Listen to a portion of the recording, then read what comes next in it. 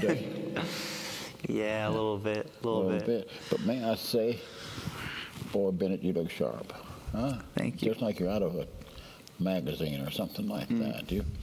I watch the news and you see those commercials on there, and these guys walk in, and I saw one this morning early, and it's about perfume, and they have the women blindfolded, and the guy walks in the room, with not perfume, it's some kind of men's fragrance thing, something like that, And boy, they're dressed, you don't show their faces, dressed and all that. And the women are just sniffing around like that, where'd he go, where'd he go, where'd he go? And you could be one of those commercials right there. If you put some Old Spice, if you put some Old Spice on, they go crazy. But don't show the face, is what I hear you saying. Don't show the face. No, they don't show that. That's a mystery, because it's all about the fragrance. See? So do you use Old Spice? I don't think so. I use one. You don't think so? No, sir. Just like the generic, or not for a spray, no, sir. No. Cologne? Yeah, after you shave? Yeah. Stay close shaven, Occasionally. yes, sir. Occasionally. Oh, well, I can't really grow a beard. One day, maybe. My brother, he has a big old red beard. Really? And so I didn't get that gene, sadly. But. Well, I tell you what, you can up your game with Old Spice. Play your cards right, I'll bring you some. That's the one. Old Spice. Old Spice. But my grandfather used that. My father used it. I use it. Yep. I didn't know that brand has been around for a couple generations like that. Oh, yeah. They went through a stage, and they might still have it, where they made some variations, and they had Old Spice Lime or something like that, just like Coke tries all these different things. But no, Old Spice, as the captain sails the ocean, You ever seen an Old Spice bottle? No, sir. Oh, we'll go up to the office afterward. I got some of that. I'll show it to you. Good. Yeah. No, it goes way back, way back. However, it's as modern as the Bible is. See? Now, I'm not sure that Noah was using Old Spice when he was on the ark, but could have been. I don't know. I don't know. But that's another story. So why are you so spiffed up today? I'm teaching over at Cross Schools. And what are you teaching to what group? So right now I teach the senior class in our faith formation department, which is all of our Bible and faith programming at Cross Schools. And we have programming from the little ones all the way up to seniors. And Father John and I co-teach our senior class. It's called World Changers. And the idea behind that is we're getting ready to send these students out to change the world. And for our class, we want to teach them what do you need to know? What are those things that enable you and equip you to change the world? I focus more on kind of like Bible study through Luke's Gospel. And my philosophy of that is, if you want to change the world, let's study from the man that changed the world. Look at the ministry of Jesus. And part of that, too, is my heart for our students, whether it's at Cross Schools or Church of the Cross as a whole, is to grow in biblical literacy. And what I'm realizing, especially with us being a missional school, you don't have to be a Christian to come to Cross Schools, but we're going to teach you the Christian faith. And so I think a core responsibility of that is understanding the life of Jesus, his life and ministry, as well as the whole biblical narrative. But especially with these seniors, this is the last chance we have them before they move on to go spread out.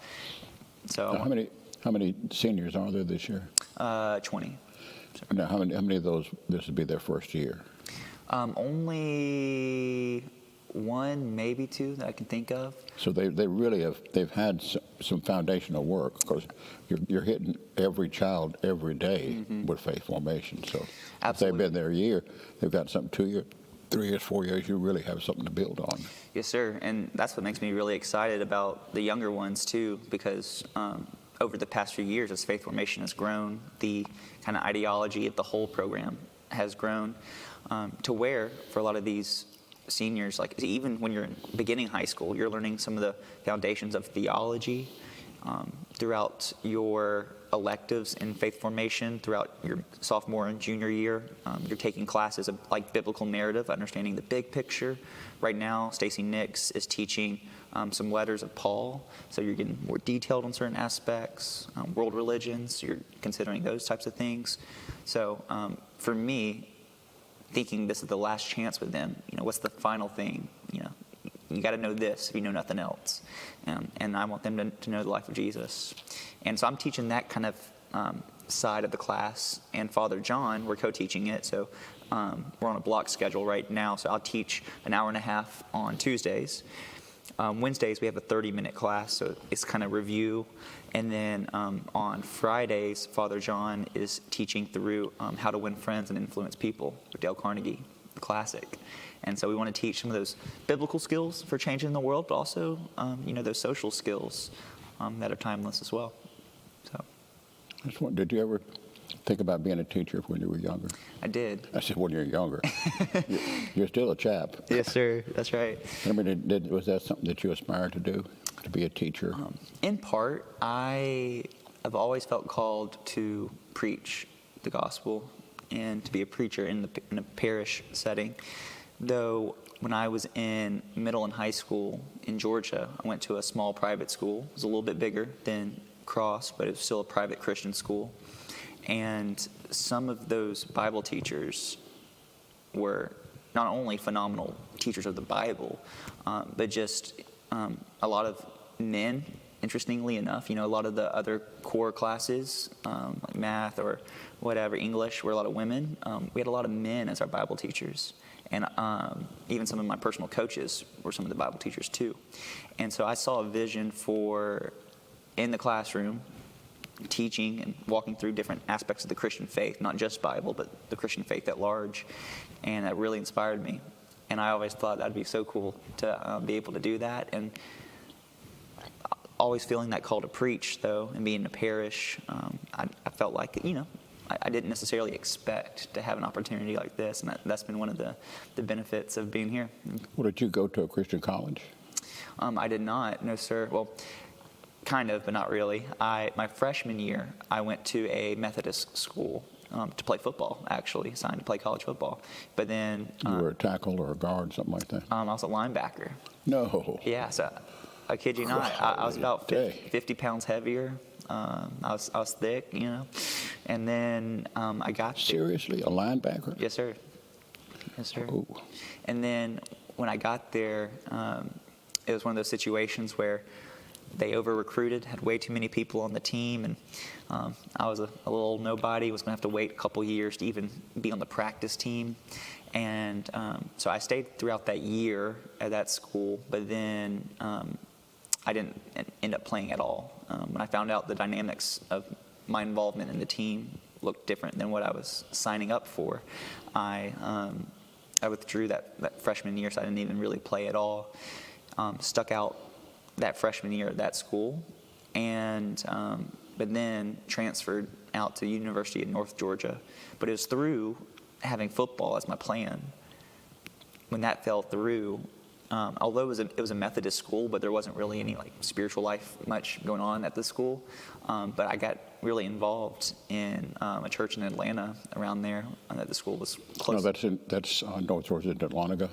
That's where the main campus is, but the school that I was at that freshman year was called Reinhardt University, and it's up in Waleska. It's like 45 minutes north of Atlanta, so it's much closer. But then when I transferred to North Georgia's campus in Athens, where UGA is. They have a campus in Athens? Yes, sir. Yes, sir. But it's a really small campus, And in that season, it was more of kind of trailers put together. And it was nicer than trailers, but it was very, makeshift in that way. And it only went up to associate's level at that campus. So I had to finish at a different campus in Gainesville, Georgia, by Lake Lanier, and I finished at their campus there. So, but it was through all of that where I started when football fell through, I got involved with youth ministry and started interning, became a youth minister during that season throughout college, and kind of paved the way. So, well, now, did they have a program in your college for our youth program in the college? You know, like they have, right. like the Canterbury Club and things like that. The various denominations have. Do they have that? No, sir, not that I was aware of. And I don't even think, and I might be wrong on this, but I don't even think that there was like majors. You get your bachelor's in for, youth ministry. Some schools like Liberty, for example, they have like youth ministry degree. I just did communications with organizational leadership focus. And part of that was intentional with thinking if I am not going to go to a Bible school where there's not going to be a specific Bible degree, then what can be a skill that I can learn that can be useful for ministry at large? So at that point, the communications, you're saying that as being a tool for ministry. You're not saying it is, I'm going to be a TV personality or something. You're 100%. All of it's building toward what you already believe is God's call on your life. Yes, sir. 100%. 100%. So I feel called to be a communicator, and I love communication. And I love learning just the ins and outs of it, even the intricate sides. The public speaking stuff's the easy stuff. But it was what was intriguing to me most intriguing was learning the philosophy of how to communicate effectively. More so than just the skills of getting up and doing it. It was learning, how does your communication and your nonverbal communication. You're always communicating something, even if you're not speaking, and things like that have really formed me in that way. So how has that helped you here? I can see communications, and you're preaching and all that. But do you look at other people's methods of communications and still try to pick up pieces here and there, or you think you got it? Oh no, I don't got it. But I'm always learning. But it definitely is very useful. I think one of the classes I took was conflict resolution, and that's something I'm conflict avoidant by nature, and so I think most people are. Yeah, not everybody though. No. You got some dogs who love to go attack, but some dogs. But for me, I try to be a peacemaker, and I think that's the healthy side. The unhealthy side of a peacemaker is conflict avoidant, and so I'm trying to find that balance. But conflict resolution is really at the intersection of those things, and for me, a lot of that is learning how to ask better questions, how to listen. I think it's Stephen Covey's famous line, seek first to understand before being understood. So trying to understand what's going on in this person's mind in front of me, what their intentions are, what they're really seeking, what's underneath their question or their thought. It's effective. It's intriguing stuff to think about. All right, how did you get in this barbecue business? I know we got, and I'm asking that because we got the men's barbecue coming up. November 7th. November 7th, historic campus. No, we're actually we're going to shift it here. To this? Yes, sir, across schools. All right. Yeah, I had, Rod Musselman, one of our core leaders in the men's ministry. He's been doing it for years. He and I were here yesterday scoping out our new cafeteria that the school just built. And part of the goal in that was trying to map out, what would it look like for us to use this cafeteria space. And we think we have a good plan for how to make that work. But yeah, so on November 7th, my brother with Ellison Brothers Barbecue is coming up here. Ellison Brothers, you're one of the brothers? Yes, sir. It's just us two. Silent partner, or do you know how to do barbecue? Silent partner. I know how to show up when the food's hot and how to put it on a plate for you, give it with a smile. But Will, my brother, he's really the one who has mastered the craft. He's mastered the science of it, but has also learned the art of it as well, because it is both. And when you say the art of barbecue, what does that mean? How do you put it, the presentation on the plate? Is that what you mean? Sure, and especially just in terms of the business too. There's a lot of the people skills. You're networking, you're connecting. People could use any caterer for a wedding or a small business. If we're getting a staff lunch, who do we reach out to? Well, we know around here, this business, they last time they were here, they weren't up to par, and that is a factor. When we are scheduling, and all people, they're thinking, what's the quality of not just the food but the business itself? And Will has really, and just the way he's wired, but he's also worked at it to really be good with the people side of the barbecue business, but also just presentation too. One of his best friends, his name's Emery, and Emery comes from a family of Chick-fil-A operators.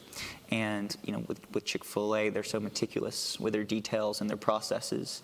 And so Will has brought Emery to come in and do some literal consulting with us to, all right, here's our operations. How can we systematize it more efficiently?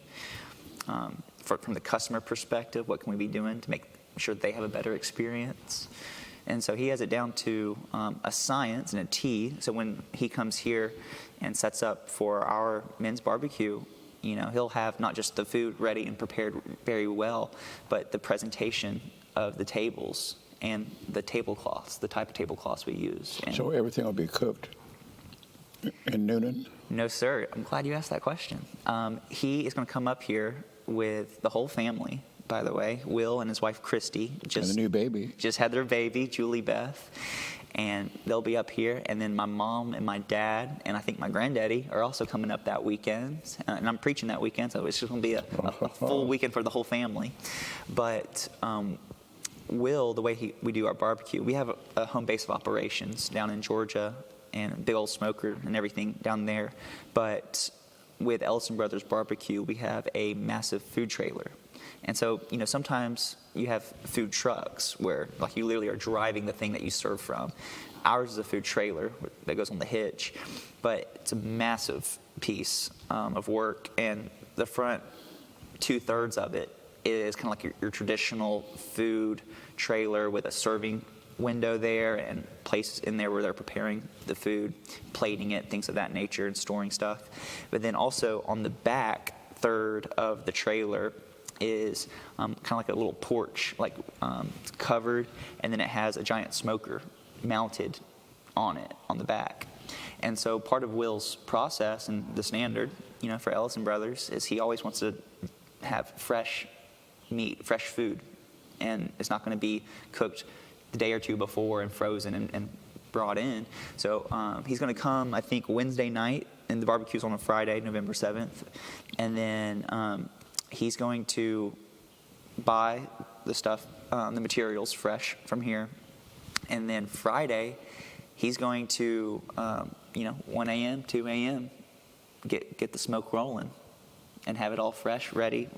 Take it off, let it rest, and prepare it, but be ready for it to be absolutely fresh by, I think, 6 o'clock that night. So are you going to take or is John going to take the class that y'all are teaching about world changes? You're going to take them out there and watch them, that kind of stuff? We might have to. Because it runs a lot of changing takes place around a table. That's right, absolutely, and that's a great opportunity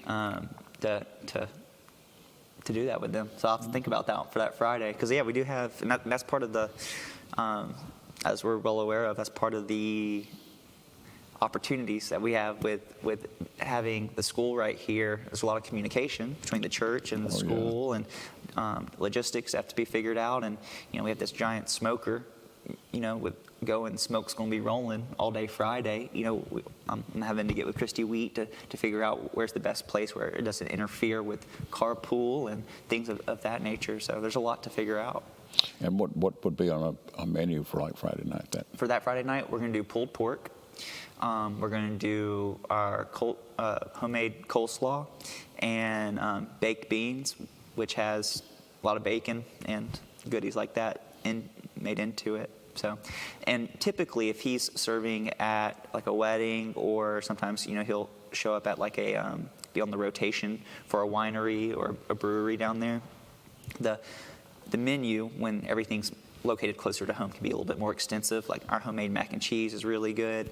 We even have desserts like banana pudding, stuff like that. But based off of him traveling up here in limited space, the easiest, simplest things are going to be the pulled pork, the coleslaw, and the baked beans. Of course, we'll have some bread and some cookies, so easy stuff around that. But it's going to be really good. Yes, sir. So if you're a guy, Church of the Cross or in Bluffton, please sign up, RSVP for that. So, And you need to do that. yes, you need Online. Yeah, that will help us. It's necessary for us to get an accurate number, make sure we have seats accounted for. It's $20 a head. That'll be for the dinner. If you have a son who's 12 or under, make sure they sign up. They eat free, 12 and under sons. Because part of the men's ministry, we have some events that are specifically for, and with the content around it might be just for older men, grown men. But the men's barbecue is a great opportunity for maybe newcomers if you haven't gotten involved with any of the ministries of the church. If you have a son, this is a great intergenerational opportunity. So that's the hope. And we have Ken Shaw, our athletic director at Cross Schools. Him and his wife Stephanie go to our Cross Point service. He's going to be speaking, giving the devotional that day. So we'll move from a time of eating, and then Ken will give a devotional, and then based off that devotional, we're going to have some small group discussion right there at the table with who you ate with, based off the talk. Because it's not just, we're not just gathering to eat. This is spiritual formation as well. Wonderful. Wonderful. And what does your brother think about that? I would think this would not be an ordinary kind of event for him. It's not an ordinary. I will say he has done some back home in Georgia. There are different churches that, if they're having a big event, they'll ask him to come cater it, things of that nature. So he serves nonprofits as part of the business. Yet this is definitely by far the furthest, so that's going to be a new challenge. And then especially with the connection with myself here, he's looking forward to serving Church of the Cross. Is he looking to expand the business that far away from? Well, that seems like a long way. Right. No, sir. This was more of just like I knew coming in that we have this men's barbecue. I recently have stepped up into leadership over our men's ministry, and so I was like, hey, Will, I got an opportunity here. I got an opportunity here. And so, and truly, part of Will's love language is blessing people with food. And like I said, it's a great product. It's so tasty. Best barbecue I ever had, objectively. Yet, he's very generous with his portions. Well, was he cooking something else before he got into the barbecue business? No. So 2020, he lost his job, came back home, and I was living at home during that season as well. And, he said, Bennett, what do I do? I don't have much money to my name. I don't have direction for my life. I don't know what to do here. And I said, well, what skills do you have? Because if you have a skill, you can have a job. The world needs people who have skills. And he said, well, our grandfather has this old smoker. And our grandfather, he's passed now, but when we were growing up, when Will and I were growing up, our pa, he would smoke pork tenderloin for the church fundraisers. And that was part of his personal ministry to the church for different events like that. And he was a welder full time. Smoking was just kind of his passion. And so Will and I watched our pa do that, but we never, learned the trade. But it was just one of those things. The smoker had been sitting there for years on our family farm. And then all of a sudden, it's like, that could be something. And it was 2020, so Will quickly stepped in. He did some research and consulted with Pa to learn some of that. And we just started selling roadside. And in that season, I was able to help provide financially up front for the startup costs, for supplies, things of that nature. But I had started seminary online full-time in that season. And I was serving at my dad's church on the pastoral staff. So my plate was already kind of full. But I told Will, I said, I want you to do this. And I believe in you. And I think you can do this. And I'll help you any way I can. And so he ended up going all in with it. And then we started selling. And just from week one, just selling the roadside during COVID, right? So having a brick and mortar restaurant, it's not even in the picture. It's just people are driving, though. Trucks are still trucking. And so this is an opportunity. And it took off. And very soon, he didn't need my assistance, up front anymore. But as a way to honor me, he named it Ellison Brothers Barbecue. after both he and I starting that together during COVID. So, yes, sir. And now he has contracts down in LaGrange with Duracell and some other big plants, and he serves them multiple times a week, their lunch time, and then he'll go back in the evening with their dinner. Small events, private events, weddings, caterings. Now, what would you hope to bring from that experience to the class, the World Changers? Yeah. Well, there's got to be some big lessons in there. Absolutely. I'd say the number one is find something that you can be passionate about and that intersects with where you can serve other people. And because for Will, and he's very open about this, just in his life, he was so lost with direction and purpose and meaning. And then in light of COVID and losing job and everything, like those were some dark days. But I saw this completely change, this completely new spark and life change in him through having something that he can wake up and be passionate about, where he can use his giftings and be passionate and then serve other people with it and also make a living off of it. It's great too. So for our young people at Church of the Cross, or across schools as well with World Changers, part of that is find something that you can give yourself to that gives you life, where you are gifted and passionate about it, and then intersect that with how can I use this to serve people. I think that's... What did your daddy think about your brother going into the barbecue style? He's all for it. All for it. I mean, at the outset, that just sounds like a shot in the dark. Yeah, I think, my dad's very entrepreneurial himself. He's two-time church planter. And in addition to church planting, he also has launched this nonprofit ministry in Atlanta, this homeless ministry, where we brought our youth this summer. Still going very strong. And so my dad has that ministry calling, but with a bent towards entrepreneurial opportunity. And so I think for what he saw in Will, it was an opportunity to say, you're a grown man and you got to figure it out. And here's a great opportunity, and I'll be your biggest cheerleader. My dad's always been so supportive of us. And one of my dad's greatest lines, that's not original to him, but very useful, and I've heard him say multiple times, is, I will work so hard for you, but I will not work harder than you. And so I think when Will started taking some initiative and having some goals set, my dad, my mom, all of the whole family, it's like we want to cheer Will on. We want to see him succeed. And this just was kind of one of those perfect points in his life, points in opportunities just coming together to where it just worked. So how is it being an uncle? It's incredible. Julie Beth, is making me question my Julie Beth. Yes, sir. So, Julie Beth, a double name, right? Julie is the maternal grandmother's first name, Christy. Her mom's first name, Julie. And then my mom, the paternal grandmother, her name's Beth. So it's a way to honor both the grandmothers, Julie Beth.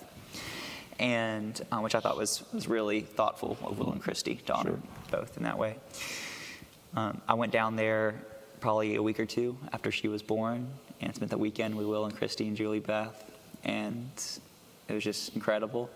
The joke around our family is it makes us question the doctrine of original sin, because she's so perfect. How can this little baby be so stained by sin, But and she's healthy, praise God.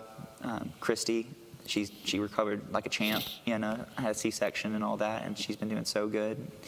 And she was very complimentary. She was telling me personally just how much Will has stepped up into fatherhood and serving the family and serving Julie Beth. And it's just interesting, Does she help at the barbecue too? Oh, yeah. Christy? Oh, yeah. Absolutely. That was one of the jokes when they got married, is I was losing my 50% stake of the business. It was now 33. But then my grandfather reminded me, no. The scriptures say the two become one flesh. So they're 25-25, and I'm 50 now. There you go. You like that teaching, didn't you? I like that. I like that teaching. So, but she is so incredible. Talk about just a servant's heart and everything. She has taught special ed, lower elementary age special ed. And so coming from that very demanding work after school, and this is while Will and her were engaged in the beginning of the marriage and all that, she'd get done with her teaching throughout the day, and then she would come to wherever Will's serving food and help get on the serving line, help him, and she's just absolutely incredible. It's one of those, like, you see someone and you're like, there's just no question. They are just made for each other in that way, cut from the same cloth. There you so go. It just works. So she's a gift to our whole family. So what name off a couple of things that you've learned while you're here? I mean, you're in that season of learning. You're taking seminary courses and Yes, sir. all that kind of stuff. I am. So you're still in that process of maturing spiritually and in your walk with the Lord and in your ability to serve in a parish setting and all that. What are some of the things you learned here, particularly things that you didn't anticipate? Yeah. I would say, and I get this from you, and I'll explain how I've seen it play out in my roles, but one of the core principles that I think is part of your leadership and our whole team is if you miss the people, you miss the point. And I remember this feeling from coming here. I got here in July of 24, and I remember coming out of seminary, and I had preached being a youth pastor and at my dad's church in a young adult role. So I was comfortable with preaching, but after a few years of seminary and not preaching, and you get so heady out there at seminary, learn all this stuff. And I remember coming here, and I didn't have that passion to get back in the pulpit and do what I felt like God made me to do.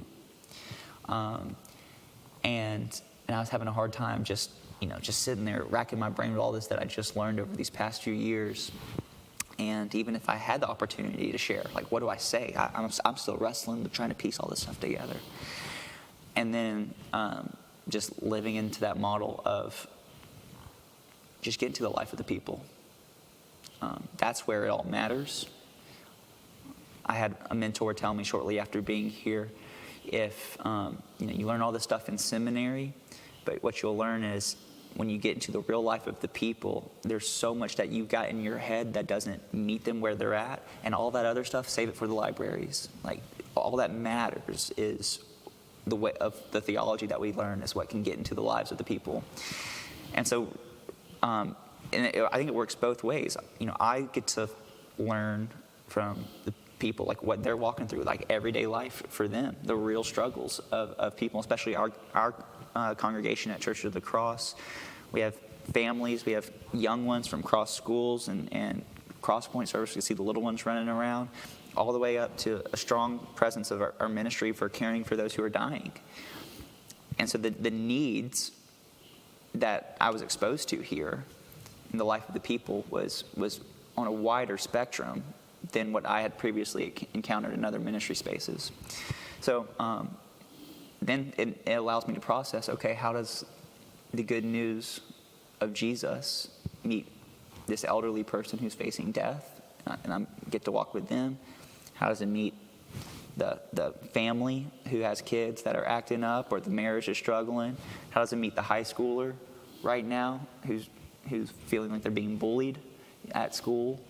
And then, getting to love on the kids, our little kids in chapel on Wednesdays from cross schools when they come in here. How do I get to be Jesus to them in that way?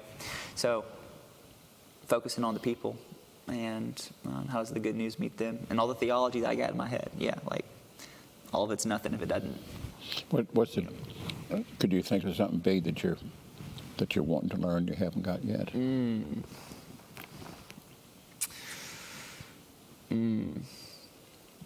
Courses have titles, and like it's a Christian history or things like that. Well, I'll take that because I want to learn that. Are there some things on the horizon that you're looking forward to learn more about or going deeper in? Yeah, and this is not necessarily from like a schooling perspective. This is just life perspective. Yeah.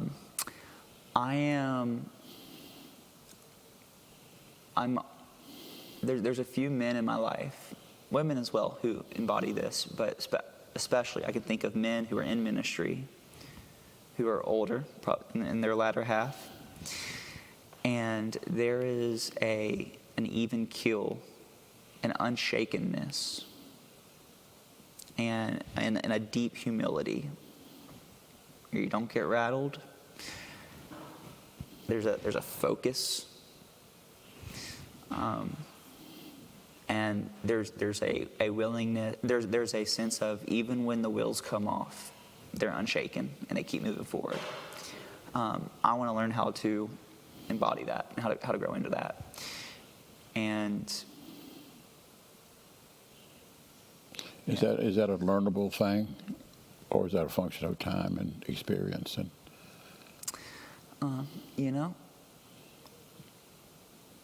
perhaps. you can learn that Columbus sailed the ocean blue in 1492, but that doesn't mean that that you can learn how he did that, Right. and what the voyage was like, and Right. all that. Yeah. And I would imagine, and I think that's part of the tension, is I think part of wisdom is you can learn from other people's experiences. But what I've experienced in a small part in my 27, 28 years is there are certain things that you can only learn through going through it yourself. Yep. And so I think my goal would be how much can I learn from other people's experience in that, so that when I experience it, I can glean all I can from it, But I want to hopefully, be growing in that skill before the rubber really hits the road. That's right. You want to be That's right. prepared. So, What's the biggest challenge you got in your life right now? Well, can I change it to opportunity? Can I change it from challenge to opportunity? Sure. Part of what a new season of my roles here at Church of the Cross, I just shifted from intern to pastoral associate. And part of what that looks like is I'm overseeing now our youth ministry, so that's middle and high school, our young adult ministry, and our men's ministry. And so I think for me, I'm trying to learn, one, the organizational piece.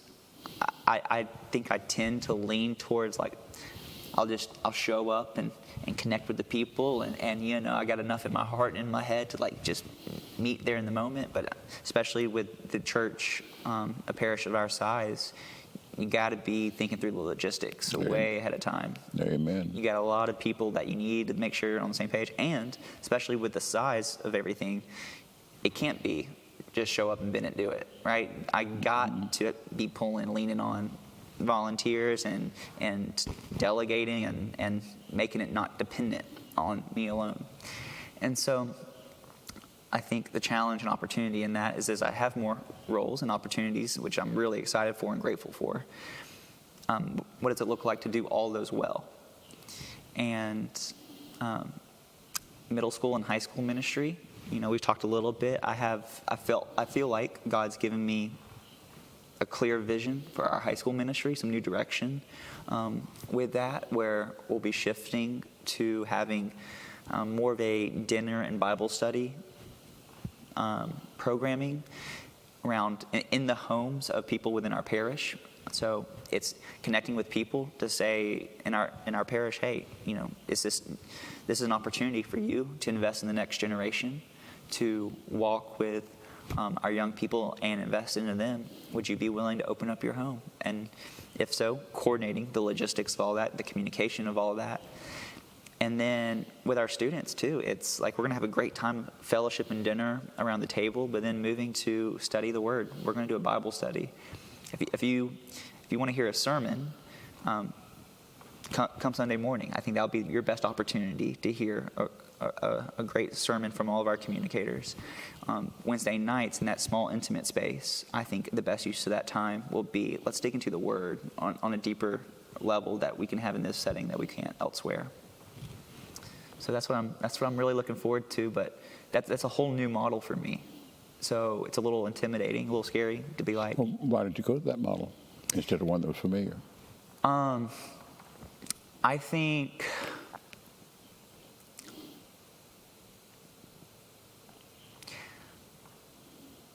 think there's a lot of churches around that have amazing youth ministries.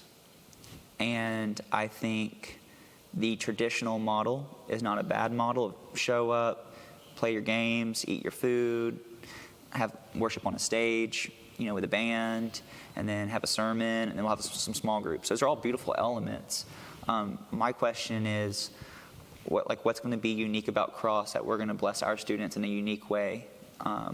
And that, for me, this is part of Anglicanism as a whole. We have different channels that maybe other ministry models don't. We have not just music and sermon every Sunday, but we also have liturgy. We have the prayers of the people. We have the Eucharist. We have all these different channels. So what are going to be the specific channels that and methods that we can do specifically? I don't want to say better because it's not about like comparison, but that we can say we can do this really well. This is our best pitch. And I don't think our best pitch necessarily is going to be doing that whole traditional model, but I think what can be the most transformative is studying the scriptures, and then dinner around the table. I've seen it done in other places, so I know it can work, so that's hopeful. And lastly, my hope, especially when I think about our seniors as they move on from this place and go into the next, my deepest desire is that they would graduate from this place, and wherever they go, they would feel equipped to study the scriptures and equipped to lead a Bible study with their friends in their college dorm room. That if they Lord willing, if they get plugged into a church, they go to a small group, they feel like I can do this. And I think to train them, to equip them for that, this is going to be the time and the place and the model to do so. It sounds great. Sounds great. Mm-hmm.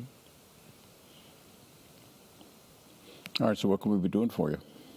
Praying for the youth group? Yeah, pray for me. Pray for you. Pray for the barbecue driver guy coming up along the line and all that. Yes, sir. And kind of just to echo what we were just saying, if you have a home and you're in our area, I'd really encourage you to pray about. I used to be nervous about asking people things like that. Well, one of the things you're talking about is you run those big ministries. You've got to delegate. Got to. You got to involve volunteers and all that. Got to. You can't show up and be Bennett Superman. Right.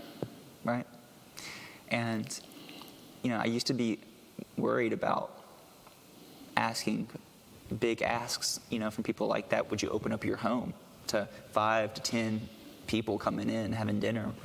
And then my dad told me one time, he said, the way to get over that hump is to realize that you are inviting them into kingdom work. And I really believe that this will bless them in hosting. I believe it's part of a way we get to fulfill our baptismal vows to raise up, to train these people, train up these young people in the Christian faith. And it's literally an opportunity for you to grow as well. And I hope our adults will see this as an opportunity, not just for them to open up their place, but to be a part of the conversation too. Right. Build relationships. Right.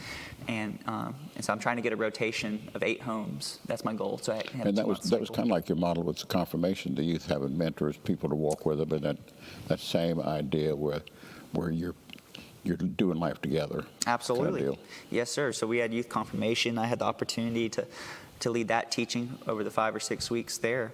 And each student was paired with an adult, and we had a time of going through some of the questions that we were processing, but then we split up into groups, and those students got to ask questions and to talk about it with those adults and form relationships. So wonderful. Yes, sir. All right, so we got to wrap it up. We got Sure. the food bank coming up. Food bank. Yes, sir. That's a great need. We got November 7th. That's coming up. Men's barbecue. You can RSVP online for that. Please do that. Sons, 12 and under, eat free. Look online. There's a women's retreat coming up. Fantastic. That's already online. You can sign up for that.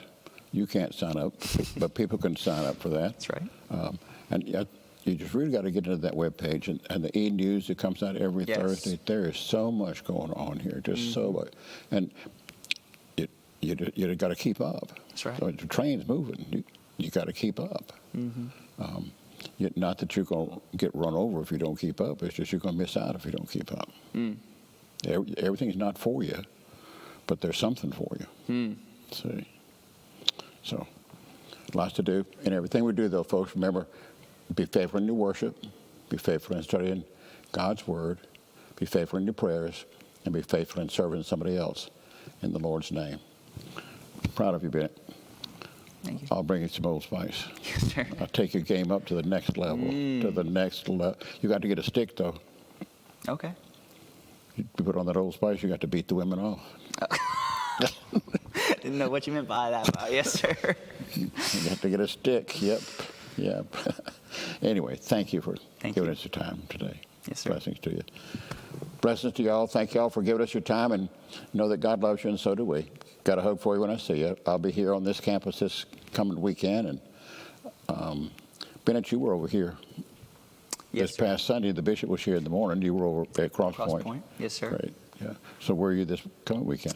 I think I'm serving at Historic, but look, I'm preparing for All Saints, preaching All Saints. Great. Okay. All right. Go in peace to love and serve the Lord.